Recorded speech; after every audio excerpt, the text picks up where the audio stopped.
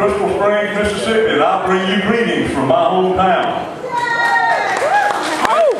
Miss Mary and I will celebrate 40 years of marriage. We've been blessed with 5 wonderful children so far, and it gets better. We have 6 great-grandchildren. Not great, marvelous. We don't have any great-grandchildren yet, but we have 6 marvelous grandchildren. Some of them are here. The youngest, little Jack Kitch, is just 6 weeks old, and we're mighty proud of him. I know that I have much for which to be thankful. My mom, who turned 94 last week, is still working full-time. She has about 30 piano students. She told me when I was young that if I would look hard enough, I would see God's little nudges in my life, and I found that to be true. Every wonderful thing that's happened in my life has resulted from God giving me a little nudge here and there. I grew up working in my dad's wholesale grocery business and on his farm. I delivered groceries to country stores all over central Mississippi. In college down at USM, I had jobs on campus and I worked at the cattle sale. When I graduated, I thought I'd work in the family business for the rest of my life. But my younger brother, who was only 17, wanted to be a doctor, and he wanted to go to college at Ole Miss. Because he was so young, our dad didn't want him going way up to Oxford by himself. So Dad made me a deal. He said that he'd let my brother go to Ole Miss if I'd go with him and go to law school. So I did. And that little nudge from God made me begin a legal career that was beyond anything I could have imagined. My first job in public service began when I was just 28 years old. Voters in 4 Mississippi counties elected me district attorney 3 times. Being a DA was a great job. I worked closely with law enforcement officers, and many of them are my very close friends to this day. I also got to help a lot of people who had been on the receiving end of crime. The truth is, I'd still be there, but for a life-changing event. In the late 70s, our son Dan was diagnosed with cancer. Cancer is just about the worst word that a mother and father can ever hear.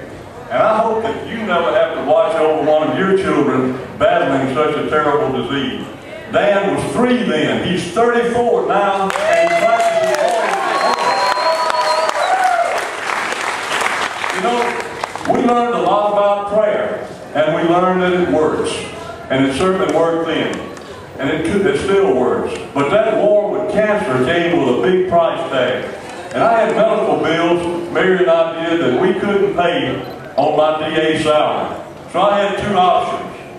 I could either take bankruptcy and avoid paying my bills, or I could leave the job I loved, start a small law firm, and pay them back a little at the time. I chose to pay my bills. I paid every cent I ever owed in my life. Maybe not always on time. Maybe not always on time, but I paid every cent. That turned out to be another one of God's little nudges. It led me to a life of working for people that needed the help of a caring lawyer. Some had been wronged, and some just needed to be guided through a complex, confusing legal system. It also nudged my family and me into a life of giving back. Especially Dan. He and his mother are the backbones of Camp Rainbow, which is a summer camp for kids with cancer. Over the years, I've given of my time and money to help Camp Rainbow be a success, but not like they have. My family's given more. They've given their sweat and their tears as they help cancer-stricken children from all over Mississippi live a little each summer. Our lives have always centered around children. Before our own kids came along, Mary and I used to have kids from the Baptist Children's Village in our home. She's a retired elementary school teacher, and I volunteered as a school mentor at the schools in Crystal Springs. But too many kids slip through the cracks and end up in a courtroom instead of a classroom. All of us ought to try to work to reach the children who need our help before they end up as statistics in the criminal justice system. God's little nudges that I'm running for the Supreme Court. The more I see of what our highest court is doing these days, and the more I hear about the incumbents' plans for the future, the more I'm convinced a change should be made. That's right. You see, Justice Jim Smith wants to take away your right to elect judges. No. According to his logic, we can stop corruption in the courts by stripping the people of their constitutional right to vote and giving that power to a politician. I say, if we can trust the people to elect the governor, if we can trust the people to elect the legislature, we can trust the people to elect our judges. Yeah, right.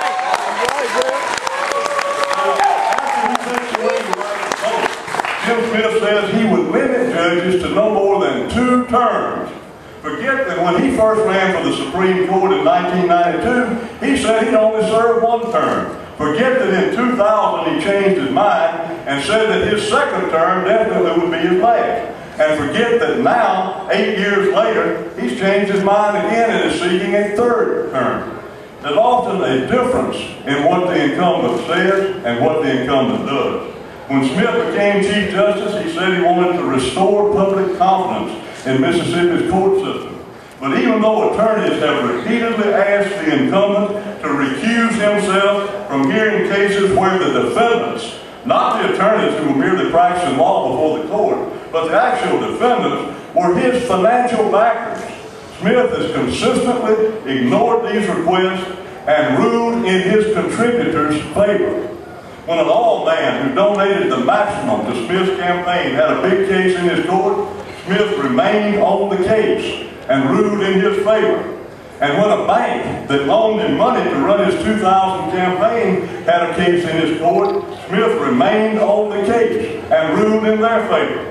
And the old man, he, his wife, and his son have each donated the maximum amount to Smith's campaign for this year's race.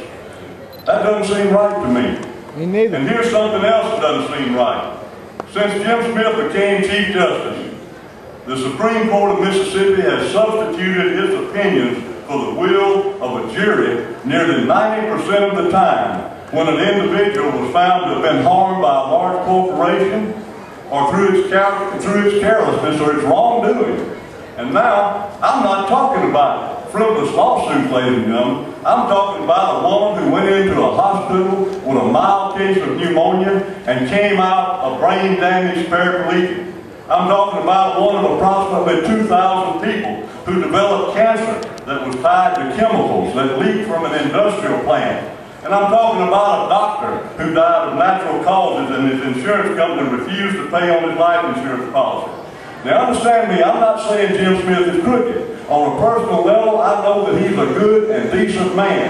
I'm saying, though, that under his leadership, something's out of whack with our Supreme Court. In more than 40 years as a lawyer, my resolve has been tested. But God nudged me in the right direction.